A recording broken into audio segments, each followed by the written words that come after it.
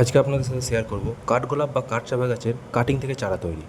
তার জন্য ওয়েল ড্রেনেজযুক্ত মাটি তৈরি করতে হবে। 50% নর্মাল গার্ডেন সয়েল, তার সঙ্গে 20% ধানের তুষ, 10% বালি ও 10% গোবর সার, সঙ্গে ডিএপি, ফসফেট, হাড়ের গুঁড়ো ও সিংকুচি ভালোভাবে মিক্স করে নিতে হবে।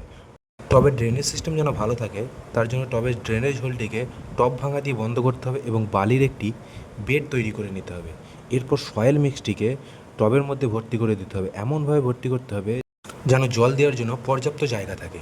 কাটিংটিকে টবের ঠিক মাঝ বরাবর বসাতে হবে এবং চারিদিকে হাতে করে মাটিটিকে চেপে দিতে হবে যেন এর মধ্যে কোনো এয়ার গ্যাপ যেন না থাকে। কাটিংটিকে ভালোভাবে বসানোর পর সবশেষে ভরপুর জল দিতে হবে, এমনভাবে জল দিতে হবে যেন জল ড্রেনেজ হোল দিয়ে বেরিয়ে যায়।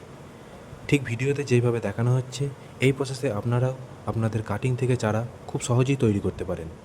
এই ধরনের ভিডিও আরও দেখার জন্য আমাদের সাথে যুক্ত হন।